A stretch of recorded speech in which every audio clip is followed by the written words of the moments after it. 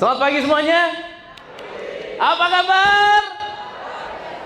Siapa yang hari ini ingin belajar cara mencetak 1 miliar pertama? Say yes. Siapa yang hari ini sudah punya bisnis? Boleh angkat tangan. Sudah berbisnis. Wah, banyak ya. Siapa yang masih belum punya bisnis, pengen masih jadi karyawan? Masih karyawan. Oke. Siapa pengusaha yang pengen balik lagi jadi karyawan? Nggak ada? Karena pusing. Teman-teman, hari ini kita akan bagi 2 sesi. Sesi pertama akan fokus pada profitability. Fokus pertama pada apa? Fokus pada profitability. Sesi yang kedua fokus pada mindset. Kenapa kok profit dulu baru mindset? Karena profit adalah syarat pertama kita membangun sebuah bisnis. Kalau saya mau bangun bisnis, syarat pertama adalah harus bisa membuat bisnis saya apa? Profitable. Tapi untuk membuat bisnis saya meledak, berkembang, sukses, saya membutuhkan lebih dari sekedar profit. Jadi kebanyakan di luar sana, banyak orang membangun keberanian untuk memulai bisnis, lalu setelah profit mereka puas. Padahal setelah profit itu PR keduanya. Setelah profit, gimana cara melipat gandakan profit itu? Kita membutuhkan mindset yang berbeda. Jadi, di Success Conference ini, kita akan sedikit sharing tentang masa lalu. Kita juga melihat masa depan. Jadi, apa yang sedang terjadi di masa lalu dan apa yang terjadi di masa depan, kita bisa melihat potensi-potensi yang luar biasa. Apa bisnis-bisnis yang mati di masa depan akan saya share. Jadi Anda mungkin kalau memulai bisnis tersebut lebih baik jangan. Kenapa? Karena ada banyak bisnis yang dibunuh oleh milenial. Siapa di sini yang lahir di atas tahun 80? Angkat tangan. Nah, ini adalah pembunuh industri. Karena banyak sekali industri yang hancur gara-gara perubahan kebiasaan para milenial ini. Oke? So, tahun 2019 ini waktu yang tepat untuk kita melihat peluang-peluang apa yang sedang terjadi, bagaimana cara Anda membangun bisnis. Kita akan membahas bagaimana cara menjadi pengusaha yang lebih sukses, meraih profit, dan kalau bisa melunasi utang-utang kita. Siapa yang mau say yes? Oke, very good. Nah, kita harus tahu uang dengan waktu mana yang lebih berharga.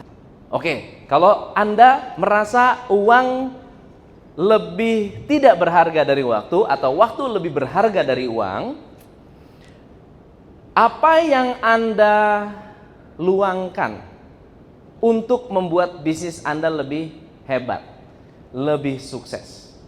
Banyak orang tahu bahwa waktu lebih berharga dari uang, tapi mereka gagal menabung. Sederhana ya, nabung itu bagus jelek? Tahukah Anda kalau menabung gak diambil-ambil selama 10 tahun nih, lalu setelah 10 tahun Anda berhenti, kemudian ada orang menabung 10 tahun kemudian dengan nominal yang lebih besar, yang nabung 10 tahun lebih cepat, uangnya lebih banyak daripada yang nabung lebih lambat. Itu menunjukkan bahwa waktu lebih berharga dari uang. Apapun yang ditambahkan dengan waktu akan bertambah value-nya. Apapun yang ditambahkan dengan waktu akan bertambah apanya? Value-nya. Jadi kalau bisnis baru mulai udah bosen, lalu stop. Kira-kira nilainya dengan bisnis yang terus menerus dipertahankan meskipun sulit, mana yang lebih berharga? Yang dipertahankan. Jadi hari ini kita perlu mengerti bahwa waktu lebih mahal nilainya dari uang. Kenapa ini penting? Karena nanti kita akan belajar tentang profit. Kita akan belajar tentang melipat gandakan profit, ya, dengan menggunakan kemampuan kita dalam hal timing, dalam hal waktu. Oke. 96% bisnis UKM ini tutup di dalam periode 10 tahun. 96% tutup dalam periode 10 tahun dengan banyak alasan. Nanti kita akan cerita alasannya. Kebanyakan dari mereka memiliki motivasi yang salah. Banyak orang pengen punya banyak uang, pengen punya banyak waktu. Siapa yang pengen punya banyak uang, banyak waktu, angkat tangan.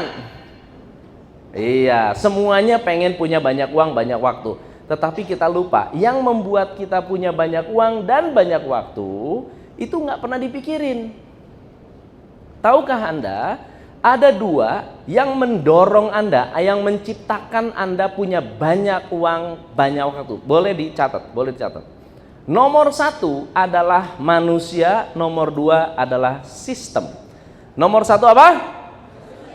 Nomor dua adalah, kalau Anda punya banyak uang, nggak punya banyak waktu, berarti orangnya bagus, sistemnya jelek. Omset saya bagus Pak, wah tapi saya sibuk, nggak ada waktu. Berarti orang Anda bagus, cuma sistem Anda jelek. Nah ada orang yang, Pak saya waktu sih banyak Pak, tapi duitnya dikit. Berarti Anda punya sistem bagus, orangnya jelek, orangnya tidak produktif. Kalau ada yang bilang, Pak saya udah nggak punya banyak uang, nggak punya banyak waktu, itu udah orangnya kacau, sistemnya berantakan. Masuk akal ya? Masuk akal ya? So jadi kalau saya punya problem dengan uang, berarti masalah saya adalah orang. Kalau saya nggak punya waktu, masalah saya adalah sistem. Jadi dua hal ini Anda harus kuasai. Saya ingat kata-kata Jack Ma. Jack Ma bilang begini, money follow people. Money follow people. Tugas Anda adalah invest di orang, bukan invest di bisnis. Kalau ketemu orang, mau jelek, mau baik, mau apapun itu, jangan punya musuh. Karena kita nggak pernah tahu orang itu akan membantu apa dalam kehidupan kita masa depan. Kita nggak pernah tahu. So invest di people, karena people itu bawa rezeki. Jadi rezeki itu nempel di orang, bukan nempel di kita. Makin banyak orang yang kita bantu, makin besar rezeki kita. Kenapa? Karena kita banyak bantu orang yang punya banyak rezeki. Kira-kira seperti itu. Nah, untuk itu Anda harus banyak catat. Kebanyakan orang hanya mengandalkan kreativitas untuk berbisnis, tetapi melupakan detail teknis keuangan, ya, laporan pencatatan. Nggak mau melakukan pelaporan, tapi yang penting kreatif. Dan sebaliknya, ada orang yang fokus pada pencatatan, tapi nggak mikirin kreativitas. Nah, kita butuh dua-duanya. Nah, teman-teman, untuk membuat bisnis kita sukses, kita harus naik kelas. Harus apa? Naik kelas. Event ini tujuan besarnya adalah untuk membawa kita naik kelas. Ada prinsip, what got you here won't get you there. Yang membawa Anda naik jadi juara 2 tidak otomatis membawa Anda menjadi juara 1.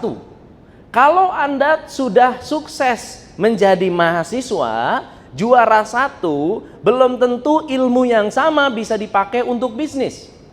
Atau kalau Anda pernah sukses berbisnis dengan 5 orang karyawan, Anda belum tentu bisa sukses memiliki karyawan 100. Paham ya maksudnya ya?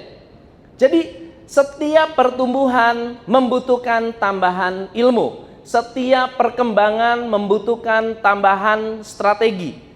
Ilmu pertama yang harus Anda kuasai untuk membangun bisnis adalah menjadi orang yang tidak menutup kemungkinan. Tidak ada bisnis yang jelek. Jadi kalau ditanya, coach bisnis yang bagus apa? Nggak ada bisnis yang bagus, nggak ada bisnis yang jelek, nggak ada bisnis yang gampang, dan nggak ada bisnis yang dikatakan berpotensi. Yang membedakan bisnis bagus jelek adalah orang yang menjalankan bisnis. Nah, ada satu hal yang menarik ketika kita membangun sebuah bisnis. Ini adalah statistik penting. Di Indonesia ada 55 juta bisnis yang tidak berkembang. Omsetnya tidak bisa menembus 13 miliar setahun. Jadi omset setahun 13 miliar itu 55 juta bisnis. Omset 1M per bulan itu adalah omset minimum yang harus Anda raih untuk dikatakan bisnis Anda oke.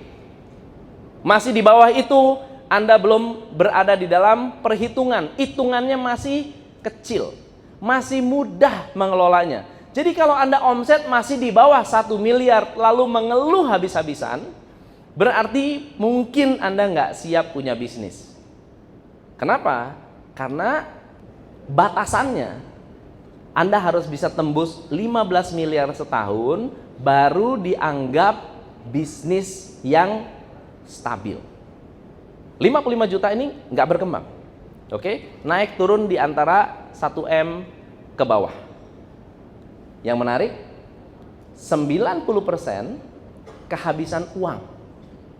90% dari 55 juta ini kehabisan cash. Dan kalau ditanya, kenapa bisnis gak berkembang?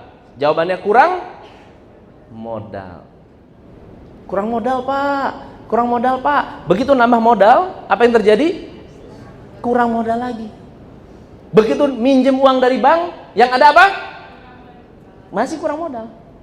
17% tutup dalam kondisi sangat menguntungkan. Tapi kehabisan cash. Kehabisan uang tunai. Pertanyaannya, kenapa?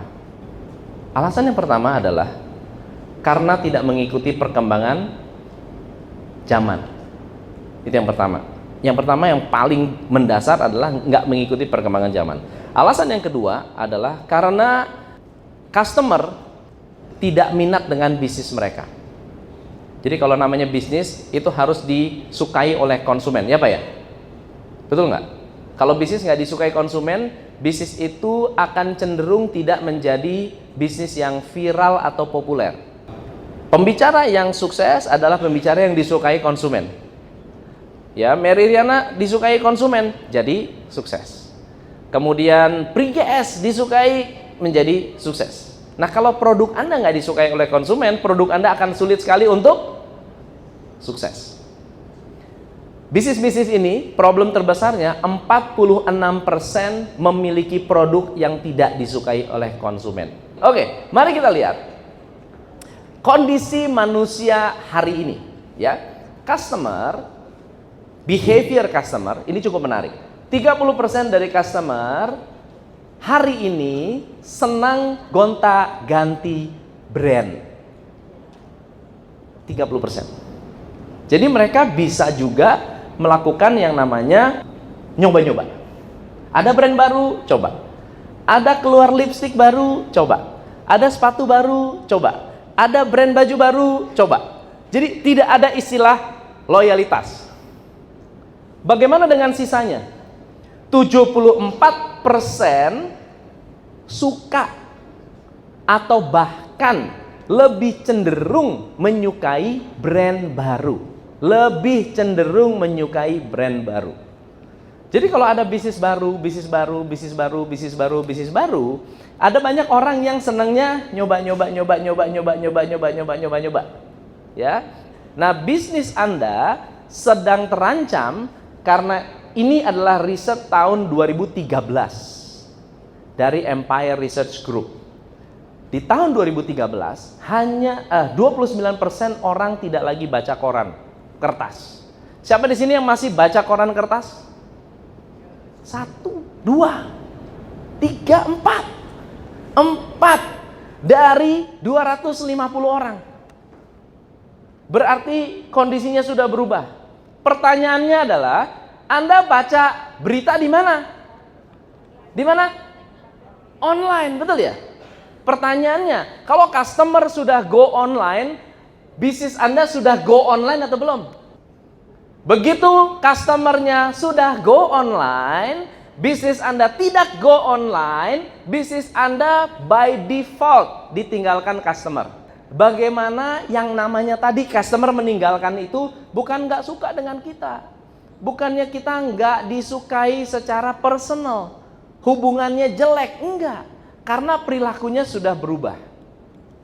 Yang kedua, 71 juta internet users hari ini mungkin lebih banyak, udah 100 lebih, ya 80 sampai 100 lebih. Facebook user sudah istilahnya paling sangat banyak di Indonesia. 50 triliun rupiah transaksi online, hari ini 27 billion US dollar. Tahun 2013 itu cuma 1,3 billion US dollar. Hari ini 27 billion US dollar. Dan Indonesia adalah negara dengan download apps tertinggi di dunia. Yang mendownload apps tertinggi di dunia. Entah dipakai apa appsnya itu nggak jelas. Tapi Indonesia paling banyak. Dan yang menarik adalah 78% keputusan diambil online. Jangankan Anda mau beli hal yang sepele, Anda lihat online dulu, ambil keputusan baru ke toko. Betul ya? Itu adalah flow-nya atau disebutnya customer's journey-nya. Keputusannya dulu di online, setelah Anda memutuskan, Anda baru ke tempatnya. So pertanyaannya adalah begini. Berapa banyak dari kita yang memiliki banyak ide, informasi, konten di dalam online? So, apapun bisnis Anda. So, ceritanya Anda punya bisnis. Bisnisnya adalah elektronik. Atau bisnisnya adalah aksesoris online. Atau bisnisnya adalah bisnis baju atau fashion. Betul ya? Kira-kira hari ini cara customer memutuskan membeli seperti apa? Ada yang tahu nggak? Apakah dia langsung ingat pengen punya baju apa lalu kemudian langsung transaksi? Atau lihat iklan langsung transaksi? Lihat apa? Review. Dia lihat review. Oke? Zaman sekarang customer tidak percaya iklan.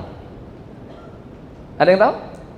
Sudah ada riset yang menunjukkan bahwa customer tidak terlalu percaya iklan. Kalau Anda beriklan, iklan Anda akan dikonfirm.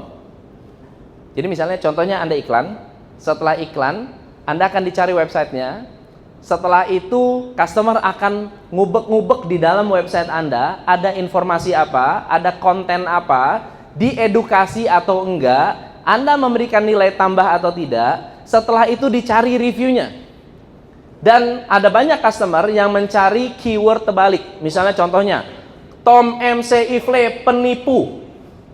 Dicari itu. Ada nggak yang pernah mereview atau komplain tentang Tom MC Ifle? Tom MC Ifle scammer. Dicari itu. Kalau tidak ada, berarti bisa dipercaya. Kalau ada, berarti nggak bisa dipercaya. Masuk akal ya?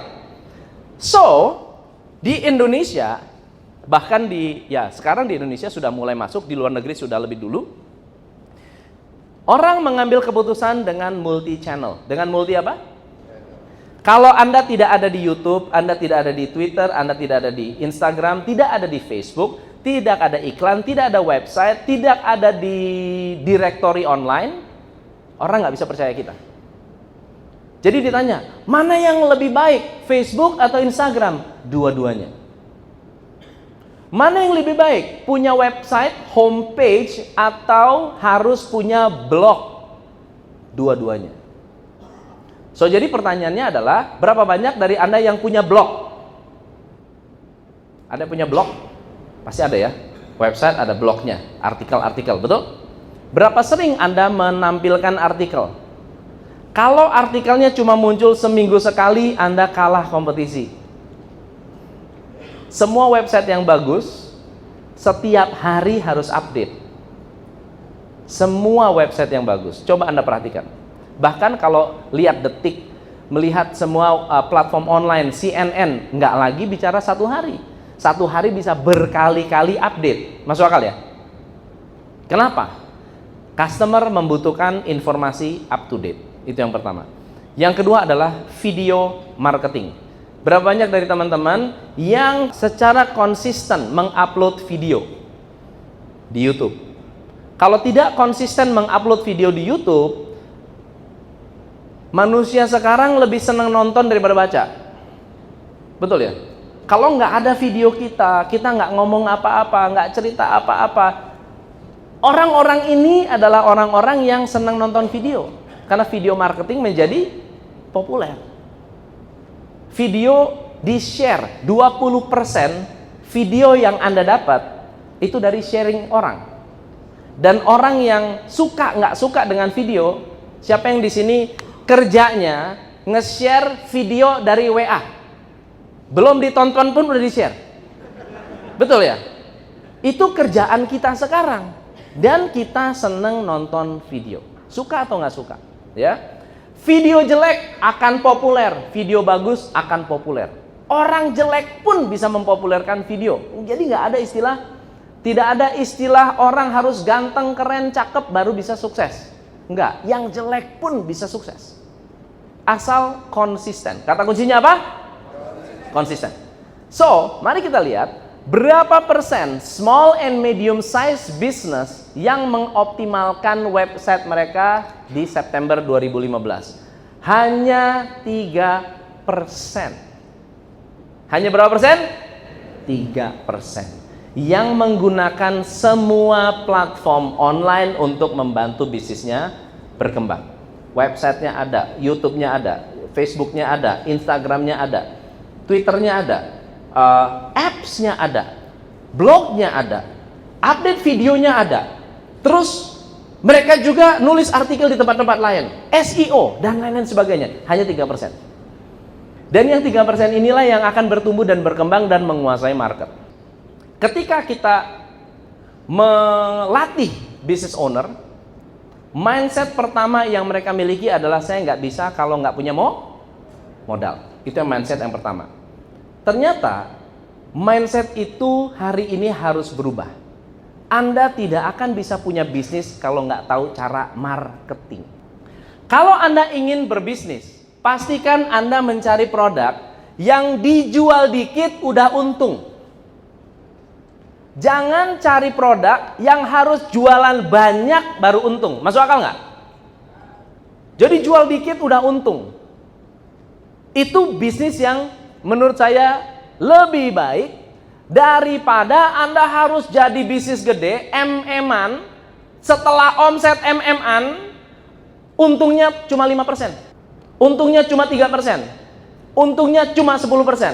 Anda harus bisa bikin bisnis yang jualan 100.000 sudah untung, lalu kemudian Anda membuat 100.000 untung tadi berlipat-lipat dalam bentuk leverage atau diduplikasi. Nanti kita bicara tentang duplikasi.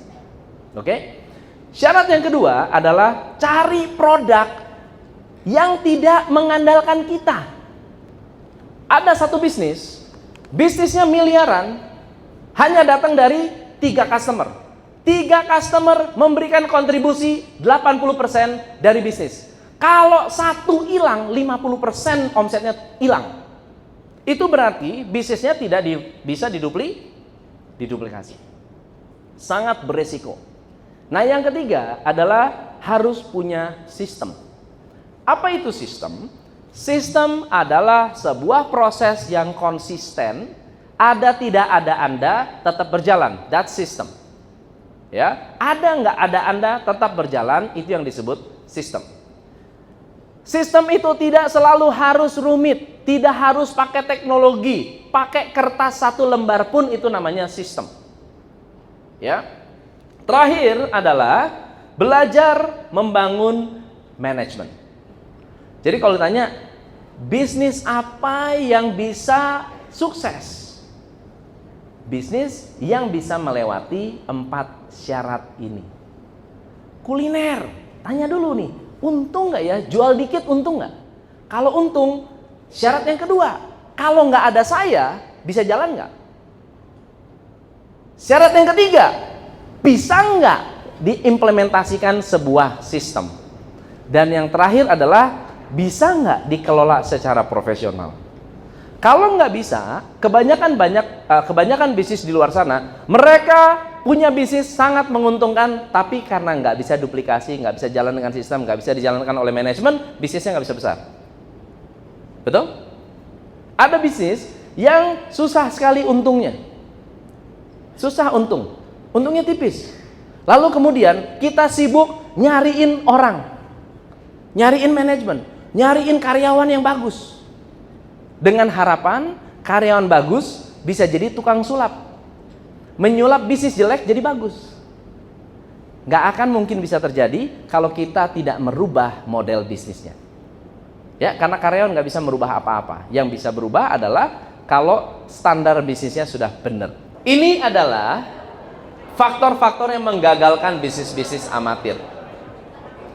Mulai dari salah ambil keputusan, sulit cari karyawan, tidak bisa ngembangin orang, gagal membangun customer, gagal bina customer, produknya nggak dibutuhkan masyarakat, dan akhirnya nggak belajar dari kesalahan. Nah teman-teman, ada rumus untuk mencetak 1M pertama. Siapa yang mau belajar rumus 1M? Saya yes? Oke. Anda nomor 1 harus kenal diri Anda. Anda masuk kategori orang yang seneng jual murah atau seneng jual mahal. Itu yang pertama. Oke.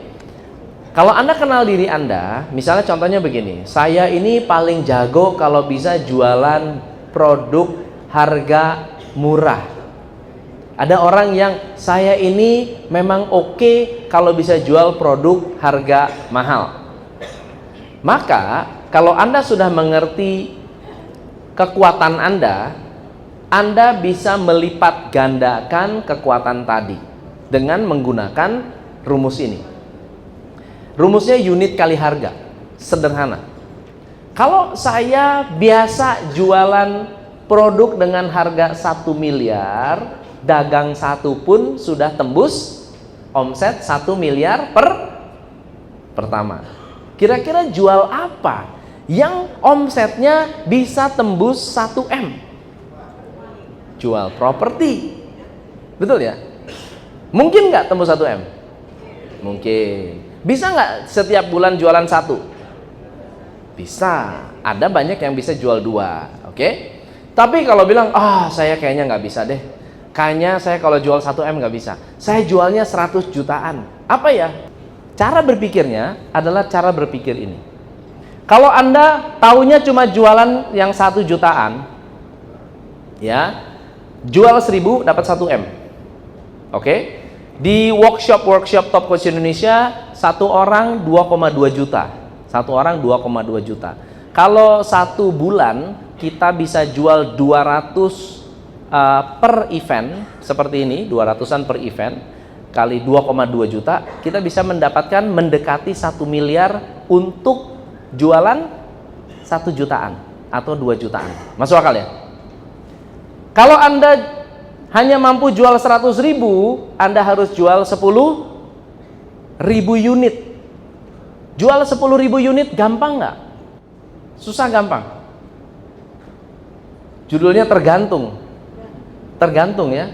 Tergantung Anda punya armada berapa banyak, Anda jualan lewat apa, dan lain-lain sebagainya. Kalau kayak Niaga TV tadi, dia gunakan satelit, dia gunakan metode video, dia gunakan YouTube, dia undang orang untuk diedukasi, memungkinkan nggak untuk mendapatkan 100 bahkan 1000? Sangat besar kemungkinannya.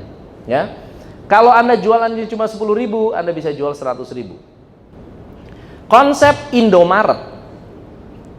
Indomaret adalah konsep leverage. Konsep apa? Leverage. Jualan harga berapa? Indomie ya, dikit-dikit ya. Tapi dijual di 3.000 cabang. 1M gampang nggak jadinya? 1M jadi gampang. Ya. Jadi prinsip yang harus Anda pikirkan adalah, kalau saya punya restoran 1 bulan jualan 10 juta, saya harus punya 100 cabang. Hanya mampu 10 juta sebulan, jualan 100 cabang. Kalau hanya mampu 100 juta, cukup 10 cabang udah 1 miliar. Masuk akal? Masuk akal ya?